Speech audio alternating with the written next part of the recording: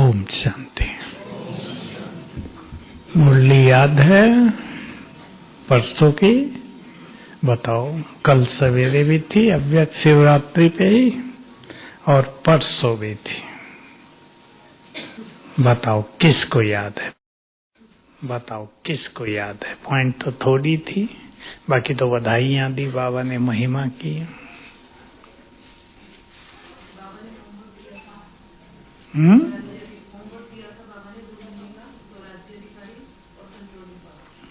और बोलो।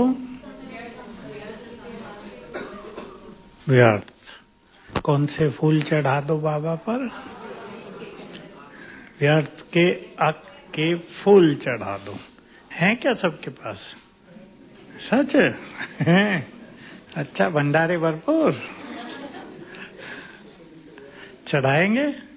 रोज चढ़ाने हैं। एक दिन चढ़ाने से तो काम नहीं चलेगा, रोज ही चढ़ाने होंगे। और क्या था? साथ रहना है बाबा के। मेरा बाबा कहते हो तो इस बात को कम नोट करते हैं लोग। मेरा बाबा कहते हैं, देखो 3 उत्तर आ चुके हैं अब तक। पहले बाबा ने कहा था मेरा कहते हो तो मेरे समान तो बनो। दूसरी बार कहा मेरा बाबा कहते हो तो मेरापन होना चाहिए। और इस बार कहा मेरा बाबा कहते हो तो मेरा और कुछ नहीं। तब मेरा बाबा रियल में होगा। अगर बाबा भी मेरा और बहुत सारे भी मेरे। देखो बाबा का ज्ञान, उसका मार्ग कितना वंडरफुल है।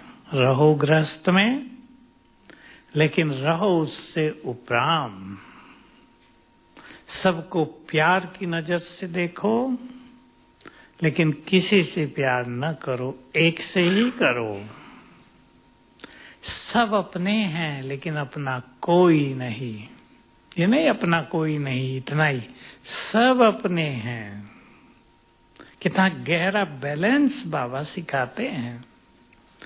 समझो ये संसार हमारा परिवार है, बहुत बड़ी चीज हो गई, लेकिन हमारा कोई नहीं। सूखापन नहीं है इसमें। इसमें है बहुत बड़ा रस, क्योंकि मनुष्य की बुद्धि अगर चारों ओर बिखर जाती है तो वो एकाग्र नहीं हो सकती। तो आज हम चेक करेंगे। हमें ये व्यर्थ के अक के फूल चढ़ाने ही हैं, क्योंकि व्यर्थ से अगर हम मुक्त हो जाते हैं, मुक्त तो बहुत बड़ी साधना है होना, लेकिन हमारा व्यर्थ बहुत सारा नष्ट हो जाए तो संगम युग का सच्चा सुख मिलेगा। योग भी बहुत अच्छा लगेगा। नहीं तो योग लगता है? योग नहीं लगता। व्यर्थ संकल्प चलते हैं और मुरली में आ बैठे तो मुरली के लिए बुद्धि में जगह ही नहीं है, बाहर चली जाती रहेगी। तो बहुत बड़ी चीज है। 2 बातें बाबा की मुरलियों से हम नोट कर सकते हैं। जब तुम व्यर्थ से पूरी तरह मुक्त हो जाओगे, यही तुम्हारी संपूर्ण स्थिति है। और व्यर्थ से मुक्त होना ही संपूर्ण पवित्र स्थिति है। तो जो हमारी टॉप की स्थितियां हैं, उन सब में व्यर्थ का कोई स्थान नहीं है। व्यर्थ होने से आत्मा की डिग्री कम होगी या नहीं बोलूंगा, आत्मा की डिग्री कम होगी, तेजी से कम हो जाएगी। अगर व्यर्थ बहुत चलता है तो आत्मा की डिग्री, उसकी कला, उसकी परसेंटेज बहुत डाउन होती जाएगी। इस महत्व को जानते हुए 2 चीजों पर ही बाबा ने ध्यान दिलाया। समय और संकल्प तुम्हारा अनमोल खजाना है, दोनों ही महान हैं। कल के सब परसों के सब थे, दोनों ही महान हैं। वैसे तो हर मनुष्य के लिए रोज का समय भी बड़ा इम्पोर्टेंट होता है, और ये जो ज्योतिष विद्या है इसमें तो समय का बड़ा भारी महत्व है। इस टाइम ये काम न करना, इस टाइम करना, वहाँ तो रोज की चर्चा है। कोई लोग मानते हैं, कोई लोग नहीं मानते, वो अलग चीज हुई। समय बहुत इम्पोर्टेंट होता है मनुष्य के लिए। और संगम युग का समय सोच लो, हीरे तुल्य, बाबा ने भी कहा हीरे तुल्य, जिसमें हम मन चाहे खजाने प्राप्त कर सकते हैं, मन चाहा भाग्य बना सकते हैं हम। सोच लो हमारा ये सुंदर समय कैसे बीत रहा है। सभी चिंतन करेंगे मधुवन में रहते हुए, मेरा ये सुंदर समय, सुंदर भी छोटा शब्द है, कोई शब्द ही नहीं है, भगवान सामने है, तिलक और ताज लेकर आ गया है सामने, लो तख्त पर बैठाने के लिए तैयार है। जितना चाहे जन्म जन्म का भाग्य बना लो। देखो प्रभु मिलन रोज, और जब चाहे, जिस मिलन के लिए युगों से हमें भी इंतजार थी। बड़े बड़े सन्यासी तपस्वी जिस मिलन के लिए तरस रहे हैं, वो मिलन हमें रोज हो रहा है। संसार में कोई सभा होगी जिसमें कहे कि रोज भगवान से मिलते हैं? कल्पना भी नहीं है किसी को। भगवान से मिलन की तो आजकल धर्मों में, भक्ति में बात ही खत्म हो गई है। इच्छाएं लेकर भक्ति करते हैं, बस वो पूरी हो गई, वाह वाह। कोई साक्षात्कार हो गया तो और बड़ी चीज, कोई सिद्धि मिल गई तो और बड़ी चीज, यहीं तक लोग सीमित हैं। प्रभु मिलन का सुख, तो ऐसा सुंदर मेरा समय कैसे बीत रहा है, चेक करेंगे भाई लोग। बहुत सुंदर जगह पर सभी आए हैं, है या नहीं सुंदर जगह? विश्व का सबसे महान तीर्थ, मुझे तो वो चित्र सामने है। जब यहाँ भीड़ लगेगी बहुत ज्यादा, निकल भी नहीं पाएंगे आप लोग। जैसे नीचे होता है, अभी भी बड़ी संख्या थी तो गाड़ी ले जाना भी मुश्किल होता था, 1 नंबर गियर पे ही चलानी पड़ती थी। कौन सी माता कब आगे आ जाए माताएं देखती उधर हैं, चलती उधर हैं बहुत डर लगता है भाई, किसी को जरा भी लग गया, उनको तकलीफ हो ना हो, हमें तो बहुत होगी, किसी को लग गया बेचारे को। तो एक वंडरफुल समय आ गया है, उसमें भी बहुत सुंदर समय और आ रहा है। जिसने संगम युग के सुंदर समय को ईश्वरीय प्राप्तियों में बिताया है, प्रभु मिलन के सुखों में, अतीन्द्रिय सुखों में बिताया है, अच्छी साधनाएं करते हुए बिताया है, पवित्रता का आनंद लेते हुए बिताया है, उनके लिए आने वाला समय, उसके लिए भी कोई शब्द नहीं, चमत्कारिक, सर्वश्रेष्ठ भाग्य वाला होगा। बाबा ये भी कहते हैं ना, तुम्हारे चेहरे से क्या दिखाई दे? तुम्हारा भाग्य। लोग कहें ये कितने भाग्यवान लगते हैं, ये बहुत भाग्यवान है, लगता है, लोग कहेंगे इन्हें कुछ विशेष चीज मिली है जीवन में। आजकल जो धनवान होते हैं उनके चेहरों पे भी धन की खुशी तो होती है, लेकिन कई टेंशन की रेखाएं भी होती हैं सबकी। धनवानों को हम तो बहुत देखते हैं, कई तो बेचारे अति दुखी, आपसी झगड़ों से दुखी, प्यार में दुखी। खराब प्यार की बात मैं नहीं कर रहा हूं। एक भाई कल आया, भाई लोग सुन ले ध्यान से। कहा भाई हम 2 भाई, दोनों में बहुत प्यार, बाप भी है। मैं जो भी पैसा होता था, प्रॉपर्टी खरीदता था छोटे भाई के नाम। अब वो बड़ा हो गया है, उसकी भी शादी हो गई, अब कहता है ये सब मेरा है। मैंने कहा भारत में एक कहावत है, न कोई किसी का बाप न भैया। बोलो आगे। बाप तो एक्सपर्ट हैं, सबसे बड़ा रुपया। मैं कहने लगा भाई तुम जो मिलता है ले लो, नहीं तो ये भी जाएगा। इसने उसे कहा मुझे कुछ तो दे दो। ये खुशामद कर रहा उसकी, बड़ा भाई हाथ जोड़ता है, भाई इतना तो दे दो। कहता इतना तो नहीं दूंगा, अब वो मालिक है, इतना नहीं दूंगा। तो देखो कैसा खेल चल रहा है। पुण्य की पूंजी खत्म होती जा रही है, धन ही सब कुछ हो गया। भाई जाए जहन्नुम में, धन मिले हमें। ऐसा धन सुख देगा? बहुत कष्ट पहुंचाएगा, बहुत कष्ट पहुंचाएगा। तो हमें देखना है, फिर रिपीट कर रहा हूं, मेरा संगम युग कैसे बीत रहा है। अपनी पीछे की यात्रा भी देख लेना। आज कोई 20 साल से ज्ञान में होंगे, कोई 10 साल से।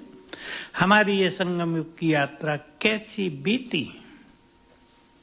बाबा ने एक बार कहा कि अपने सुंदर अनुभवों को याद करना भी मन मनाभव होना है, क्योंकि प्रभु प्रेम में हम मगन हो जाएंगे ना उन्हें याद करते। हमारे अनुभव तो बाबा के ही साथ के हैं ना, और तो कुछ नहीं। तो कैसे बिता रहे हैं और आगे का समय मुझे कैसे बिताना है, प्लान बना लें सुंदर। ऐसा ना हो ये अनमोल समय उलझनों में बीत रहा हो, मोह ममता में ये सुंदर समय जा रहा हो, लोभ के पीछे, संसारी की इच्छाओं के पीछे मन भटक रहा हो। आज भी ऐसा ही कुछ महाभक्ता, तुम्हारे लिए ये जैसे कि दुनिया है ही नहीं। तो चेक कर ले, कहीं आपसे टकराव में तो समय नहीं बीत रहा। परिवारों में भी टकराव की कोई कमी नहीं है आजकल, क्योंकि हिसाब किताब समाप्ति की ओर है।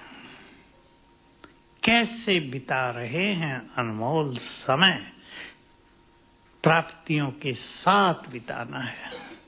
पसंद है ना? मैं रुक रहा हूं इस बात पे, क्योंकि ये सबसे सुंदर बात है। हमारा समय ऐसे बीते कि हम भी वाह वाह करें, बाबा भी वाह वाह करे, और कौन तीसरा? संसार भी वाह वाह करे कि भाग्य तो इनका देखो। ये न कहे ओम शांति में चले तो गए पर रह तो वैसे ही गए, ये कोई न कहे। तो हमें व्यर्थ के अक्के फूल चढ़ाने हैं शिव पर रोज।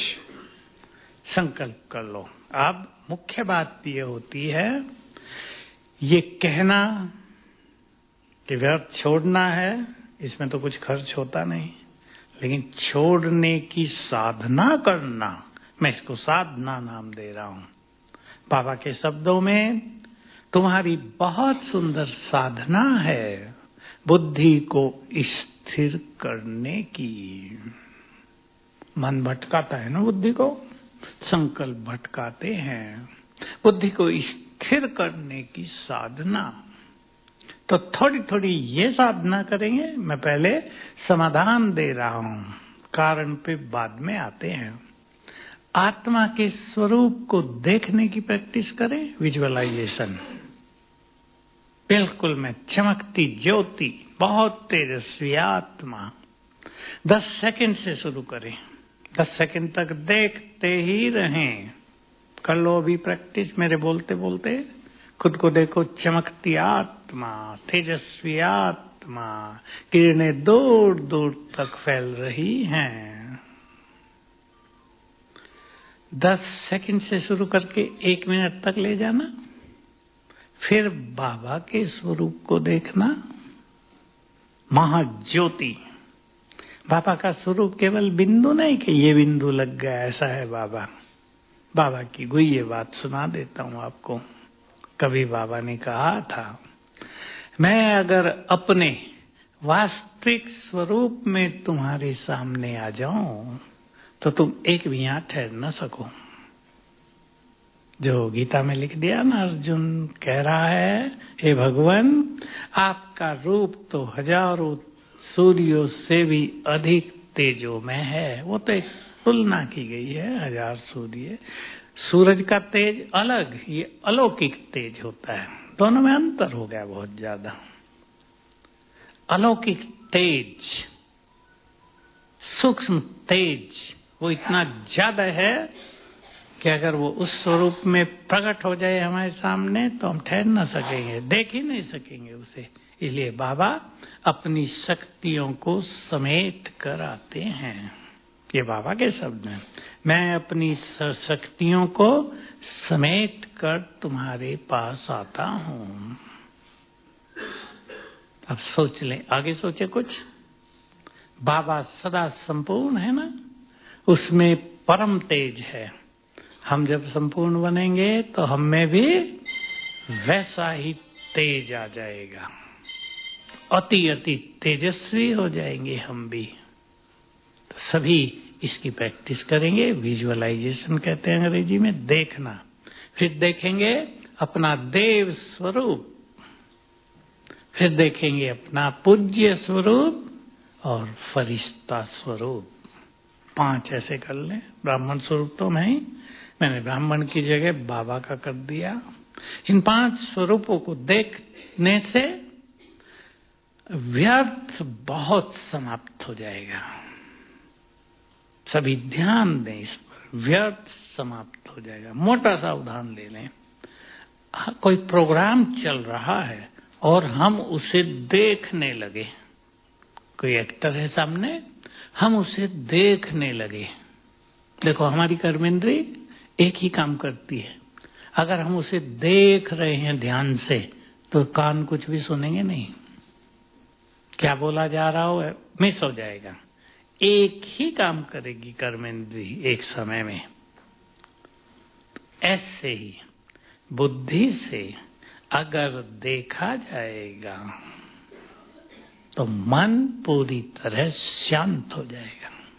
ये मन बुद्धि की बात है ना, सूक्ष्म है, वो कर्मेंद्रियां अलग। ये सूक्ष्म जो हमारी ज्ञान इंद्रियां हैं, जो चेतन शक्तियां हैं, बुद्धि से देखेंगे।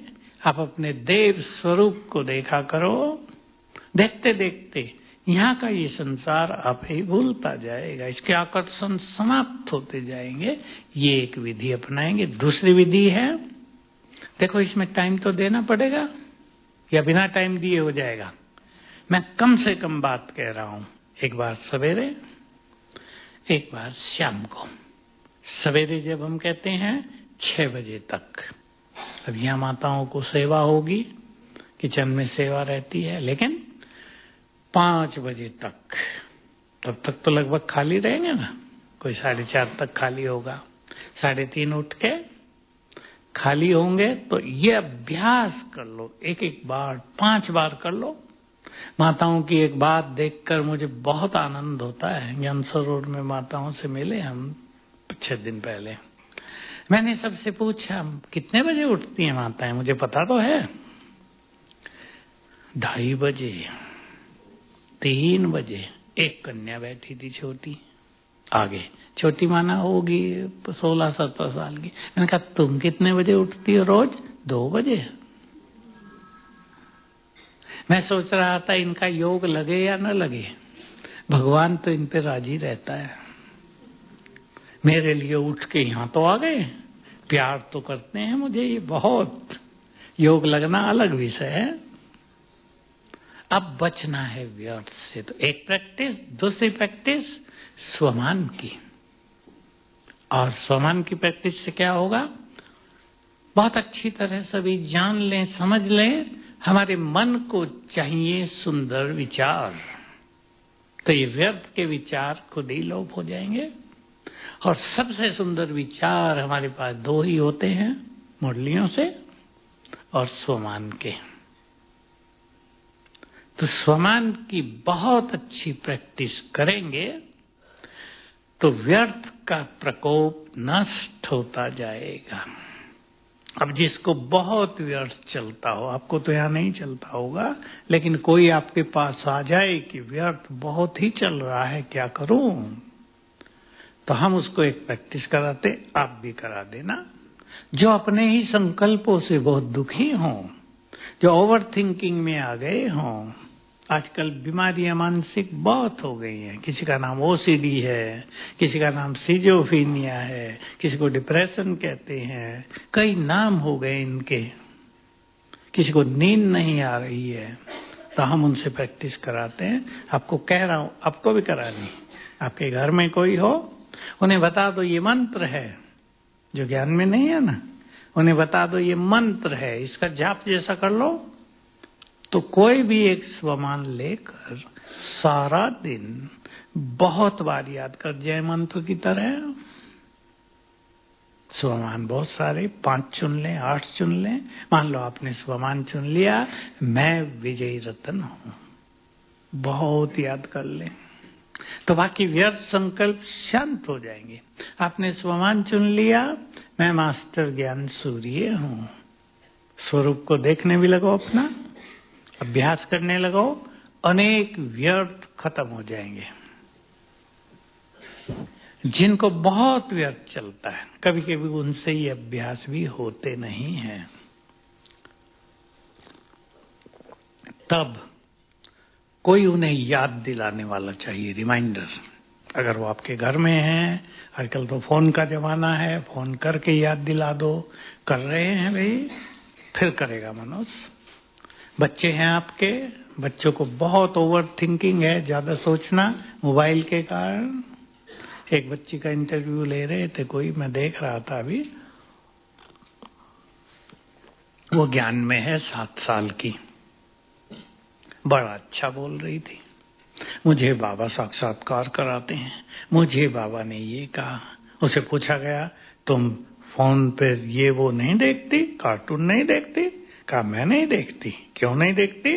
जो कार्टून देखते हैं वो कार्टून जैसे ही बन जाते हैं। छोटे बच्चे कैसा सुंदर उत्तर दे रहे हैं, ये तो हमसे भी नहीं दिया जाएगा। तो इस मोबाइल के कारण बहुतों के मन की स्पीड फास्ट हो गई है, इसको धीमा करना है। देखो आपकी जानकारी के लिए, मन में 1 मिनट में 25 संकल्प उठते हैं। आजकल तनाव के कारण, चिंताओं के कारण, परेशानियों के कारण ये स्पीड बढ़ जाती है, 40 तक पहुंच जाती है। तो मन की शक्तियां तेजी से नष्ट होने लगती हैं, मनुष्य थक जाएगा बहुत जल्दी। इसको हमें धीमा करना है। 25 से 20, 20 से 15, 15 से 10। अगर कोई योगी 10 कर दे तो उसको परम सुख का अनुभव होने लगेगा। उससे कम भी किया जाएगा, लेकिन 10 तक ले आए तो अतीन्द्रिय सुख में पूरा दिन बीतने लगेगा। स्वमान के अभ्यास से मन की ये स्पीड धीमी हो जाएगी। पसंद है? कुछ भी समझ में ना आए, एक स्वमान ले लो, सारा दिन मंत्र की तरह 1000 बार उसे याद कर जाओ। चाहे भोजन बना रहे हैं, घरों में खिला रहे हैं, खा रहे हैं, तैयार हो रहे हैं, सब में उसका अच्छा अभ्यास कर जाओ। 2-4 घंटे करने से ही आदत पड़ जाएगी। भूलेंगे फिर याद करेंगे, भूलेंगे फिर याद करेंगे। 2-4 घंटे ऐसी मेहनत कर ली तो शाम तक बहुत अच्छा अभ्यास हो जाएगा। अब सोचना है, ये तो हुए समाधान 2-3। अब सोचना है, मुझे व्यर्थ क्यों चलता है। हर एक अपने पे काम करेगा, इसको होमवर्क कहेंगे। मेरे व्यर्थ का बीज कहाँ है? चिंताएं करने की आदत है, बीज हो गया ना चिंता। ज्यादा सोचने की आदत है, अवगुण देखने की आदत है, जल्दी ही परेशान हो जाने की आदत है, और भी बहुत सारी बातें इसमें। 5 विकारों में किस विकार के कारण मन भाग रहा है? इच्छाएं बहुत हैं दुनिया की, ब्राह्मणों को तो काफी कम हो जाती हैं, पर कभी कभी क्या हो रहा है, जैसे जैसे समय आगे बढ़ रहा है, कईयों की दबी हुई इच्छाएं भी जागृत हो रही हैं। तो जिनको कोई इच्छा नहीं होती थी उनको भी इच्छाएं होने लगी। अरे घूम फिर के आए कहीं, कोई जाने नहीं देता, हमारा जीवन ऐसे ही बीत जाएगा क्या? उन्हें पता नहीं तीनों लोकों में घूमने का प्रोग्राम बन गया है। बन गया नहीं? उससे सुंदर कुछ नहीं। चौथा लोक भी स्वर्ग लोक, वहां घूमो ना, आनंद आएगा। स्वर्ग से अच्छे सीन कलयुग में कहीं होंगे? मोह तो हमारे व्यर्थ का बीज नहीं है, कोई बीमारी तो हमारे व्यर्थ का बीज नहीं है। इसी ग्रुप में नीचे कई लोग आए होंगे, छोटे भी आए, छोटी कन्याएं, मैं बहुत बीमार रहती हूँ, आज भी आई 2, मुझे सदा ही बीमारी रहती है, मैं क्या करूं? छोटे छोटे, मुश्किल से 20 साल से भी कम कम के। कहीं बीमारियां तो हमारे व्यर्थ का कारण नहीं है। और सोचो, कहीं हम कंपैरिजन तो नहीं करते? कंपैरिजन माताएं समझ ले, तुलना। इसकी साड़ी बहुत अच्छी, मेरी तो ढीली ढाली है। माताओं की प्रॉब्लम, ठीक है ना? शादियों में जाएंगी तो ये देखती रहेंगी हाथ में क्या क्या पहना और साड़ी कैसी है, कपड़े कैसे हैं। कंपैरिजन। अपना अच्छा होगा तो भी दूसरे का देख के अपना बेकार लगने लगेगा। अरे तुम्हारे तो कपड़े ऐसे ही हैं।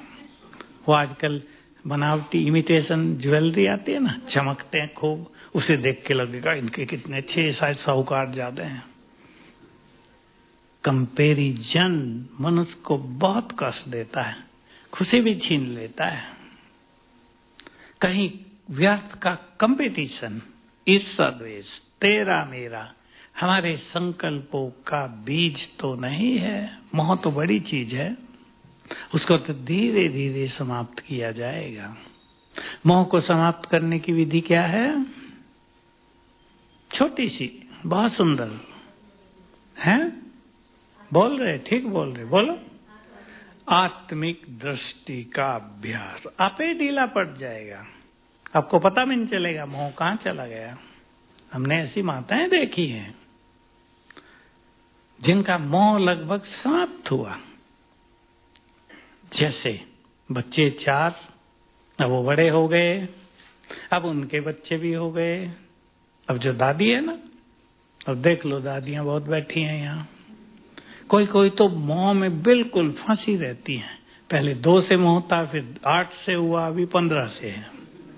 और कोई कोई सोचते हैं बस कर्तव्य पूरा हुआ, अब इनका अपना जीवन है, करने दो, हम तो बाबा की तरफ चलेंगे, बाबा से सब कुछ प्राप्त करेंगे। इनको हमने कर दिया जो करना था, अब इन्हें जीने दो अपने ढंग से।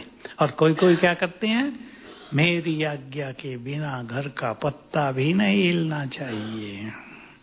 जो ऐसा करते हैं वो बहुत दुखी रहते हैं, है या नहीं? भगवान भी नहीं सोचता कि मेरी श्रीमत के अलावा तुम्हें कुछ नहीं करना चाहिए। श्रीमत दे देता है, भाई चलो इस पे, फिर साक्षी होके देखता है कौन कितना चल रहे हैं। कई सोचते हैं मेरी आज्ञा के बिना घर में कुछ भी नहीं होना चाहिए, ये परेशान कर देता है। कहीं क्रोध तो हमारे व्यर्थ का कारण नहीं है। व्यर्थ की कामनाएं, इच्छाएं अलग होती हैं। कामनाएं इंग्लिश में कहते हैं एक्सपेक्टेशंस, दूसरों से कुछ बहुत चाहना, दूसरों से कामनाएं रखना, कहीं वो तो हमारे व्यर्थ का कारण नहीं है। चेक करेंगे और एक एक को ज्ञान के द्वारा हटाएंगे। अब इसमें काम करेगा योग के साथ ज्ञान, ज्ञान का बल। और उसमें सबसे सुंदर ज्ञान कौन सा है? ड्रामा का। सुंदर तो सारे ही हैं, पर व्यर्थ को खत्म करने में ड्रामा का ज्ञान, जो बाबा ने कहा 3 बिंदी लगाओ, 2 की बात हम कर आए, आत्मा और बाबा। उसके स्वरूप पर बुद्धि को स्थिर करना है। ये नहीं बिंदी लगा दी हमने तो 3, इससे नहीं काम चलेगा। बिंदु स्वरूप पर, आत्मा का बिंदु स्वरूप, परमात्मा का ज्योति स्वरूप बिंदु स्वरूप, उस पर मन को एकाग्र करना है, बुद्धि को स्थिर करना है। अब तीसरा बिंदु है ड्रामा। ड्रामा के द्वारा ड्रामा के ज्ञान के द्वारा हम बहुत सारे व्यर्थ को मिटाएंगे। जिसको जैसे भी होता है, किसी को पास्ट की बातों के कारण व्यर्थ चलता है, बहुतों को चलता है। कई लोग पास्ट समझ गए ना, बीता हुआ समय, जो बीत गया जीवन, किसी ने सताया है आपको, किसी ने बहुत कष्ट दिया है, किसी ने बहुत धोखा दिया है, पास्ट आपका कठिनाइयों में बीता है, पास्ट आपका अपमान सहते हुए बीता है, अपनों से आपको परेशानी हुई है बहुत, बच्चों ने दुर्व्यवहार किया है, कईयों के दिमाग पर वो छाया रहता है। हटा दो उसको। कुछ भी हो गया, अब कहां पहुंच गए? सहज बात, चुप हो गए सब। कहां पहुंच गए? ड्रामा में नहीं, भगवान के पास पहुंच गए। लोग तो मर के पहुंचते हैं, यहाँ सब जिंदे ही पहुंच गए ना उसके पास, उसके कार्यों में लग गए। आप सब उसके कार्य संपन्न करने ही तो यहाँ आए हैं, उसके कार्यों में लग गए हैं। तो जो भी बीता, एक संकल्प कर दो आज, अगर वो न होता तो ये भी न होता। ये तो समझ गए ना, प्रभु मिलन, परम सुख, भगवान का ज्ञान, उसका साथ, अगर वो न होता तो ये भी न होता। मैं कई परिवारों की बातें ऐसी आती हैं जो कष्टों में आ गए, सब कुछ चला गया, फिर बाबा के ज्ञान में आ गए। तो जब ये बात आती है ना मुरली में, ड्रामा हूबहू रिपीट होता है, तो वो बहुत दुखी होते हैं। क्या फिर से वो दुख के दिन आएंगे? फिर से नहीं आने चाहिए। मेरे पास भी आते हैं, ऐसी योग की विधि बताओ दोबारा वो दुख के दिन ना आए। अब परेशान होते हैं तो मैं तो कुछ बता ही देता हूँ, पर पता तो है ना, ड्रामा हूबहू रिपीट होता है। मैं उनसे ही पूछा करता हूँ, ज्ञान नहीं है क्या? है तो सही, फिर भी चाहते हैं ड्रामा को बदल दें। तो मैं उनसे पूछता हूँ, ज्ञान में क्यों आए? का दुख ले आया। तो दुख अच्छा हुआ ना। किसी कवि ने भी ऐसा ही कुछ कहा है, बलिहारी या दुख की प्रभु को दियो मिलाए, कुछ ऐसे शब्द हैं बहुत अच्छे। गोविंद दियो मिलाए, वही प्रभु मिला दिया। तो कुछ भी हो गया हो, दिमाग पर उसकी छाया अब मिटा दो। बहुतों के ऊपर रहती है, वो दुख याद आता रहता है। कईयों के जीवन में ऐसा हुआ, माताएं आती हैं, बुजुर्ग भाई जी 3 जवान बच्चे मर गए मेरे। मैंने कहा कितने बचे? 4 और हैं। अब वो जो 3 मर गए ना, उसका दुख इसको सुख से नहीं जीने दिया है। जो 4 बच्चे और हैं, उनका सुख भी लोप हो गया इसके लिए। मैं बहुत समझाया, प्रैक्टिकल बातें। अरे भाई तुमको 4 तो है ना, और 3 का हिसाब किताब पूरा हो गया था। 7 होते तो तुम दुखी कितनी रहती, कर्ज में आ जाती, 7 की शादियां करानी पड़ती। उनका इतना ही पार्ट था, ज्ञान होते भी वो दुख जाता नहीं दिमाग से, और वो दिमाग को पकड़े रहता है। हटा दो। मैं रुक रहा हूं इस बात पे। हटाएंगी माताएं? माताओं को ज्यादा रहता है। बोलो कौन कौन हटाएंगी बीते हुए काल के कष्टों का प्रभाव? धीरे धीरे उठा दो, कोई बात नहीं। मिटाना तो है ही ना, उसमें सुख थोड़ा ही है। नीचे आंख करके उठा दो, कोई नहीं देखेगा आपको। भविष्य की चिंताएं, पास्ट बुरा व्यर्थ चलाता है, कुछ ऐसा है व्यर्थ चलता नहीं है, लेकिन वो दुख ब्रेन को पकड़े हुए है, वो और खराब होता है। भविष्य की चिंताएं, चिंताओं के लिए बाबा क्या कहते हैं? चिंता किसके समान है? चिता के समान, जिंदा जलाती है। भविष्य की चिंता होती है, मां को ज्यादा होती है। बच्चे अभी योग्य नहीं हैं, बच्चा शराब पीने लगा है, माताएं आई इसी ग्रुप में। बच्चा शेयर मार्केट में सब कुछ नष्ट कर गया है और फिर भी कर रहा है। पत्नी भी दुखी, 2 बच्चे वो भी दुखी, 50,000 सैलरी मिलती है, सब सट्टे में लगा के नष्ट कर देता है। मैंने कहा उसको समझाओ 20,000 तो दे दे पत्नी को घर खर्च के लिए। नहीं, तो चिंता तो होगी ना, क्या होगा। एक बड़े से लड़के को माता लेके आज फिर आई, कल भी आई थी, भाई जी इसको देखो। मैंने कहा देख तो लिया। नहीं, देखो अच्छी तरह। क्या है उसको, मानसिक रोगी। अब माँ को चिंता है मैं कल चली जाऊंगी, इसका क्या होगा। तो चिंताएं तो प्रैक्टिकल रहती हैं, लेकिन कैसे खत्म करेंगे, बोलो। हम नहीं होंगे तो कोई और होगा। बहुत बड़ी त्रासदी हुई थी भारत में, बच्चे बचे थे, बड़े बहुत मर गए थे। एक एक बच्चे को एक एक साहूकार ने गोद ले लिया था। याद हो आपको, कुछ साल पहले की बात है। कहाँ हुआ था मुझे याद नहीं आ रहा, अभी भारत में हुआ था। तो हम नहीं तो कोई और। दूसरा, हर एक का श्रेष्ठ भाग्य उनके साथ है। हर एक का भाग्य उन्हें ले जाएगा वहीं जहां उनको जाना है। और तीसरी बात, बाबा के हवाले कर दो उन्हें, ये सबसे सुंदर बात है। पर ये होता नहीं, करो हवाले और रोज संकल्प करो, इन सभी बच्चों का भविष्य बहुत सुंदर होगा। इस बात को बहुत लोग नहीं समझ पा रहे हैं।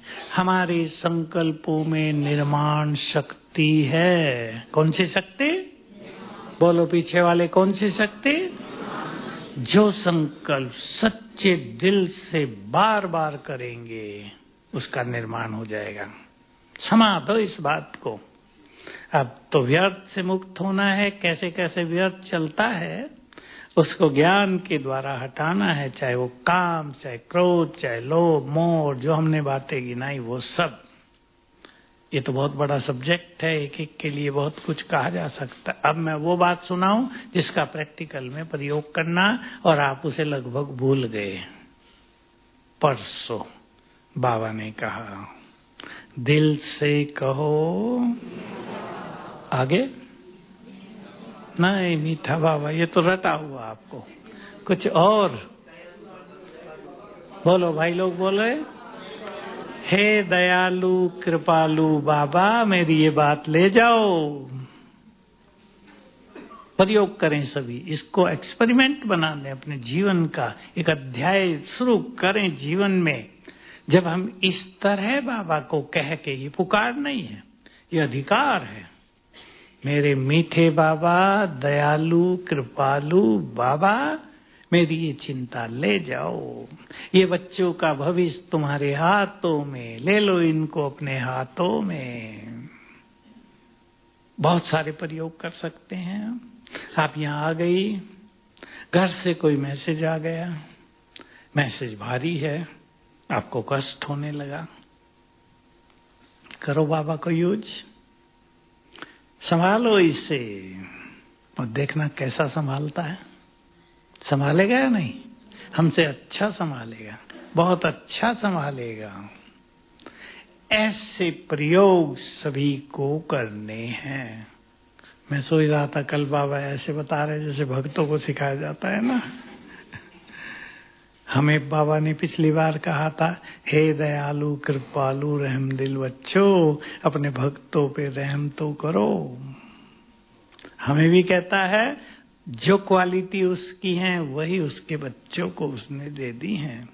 तो हम अपने स्वमान को बहुत बढ़ाएंगे, बहुत ऊंचा उठाएंगे और लक्ष्य बना लो। एक लक्ष्य की जरूरत होती है कि मुझे व्यर्थ को छोड़ना है, न व्यर्थ सुनना है, न व्यर्थ की बातें करनी है। जो बातें बहुत करेंगे व्यर्थ की, उनका मन व्यर्थ में रहेगा, समर्थ में। माताएं खाली हो गई, 4-5 मिल के बैठ गई, अपने अपने घरों की सारी खोल दी पोल, मेरी बहू ऐसी है, इसकी ऐसी है, उसकी ऐसी है। 1 घंटा वार्तालाप करके चुप हो, हल्के हो के चले, हल्के होंगे भारी, व्यर्थ बढ़ जाएगा। चलो अब संकल्प करें सभी, कोई व्यर्थ की बातें नहीं करेंगे, न मोबाइल में देखेंगे, न कानों से सुनेंगे।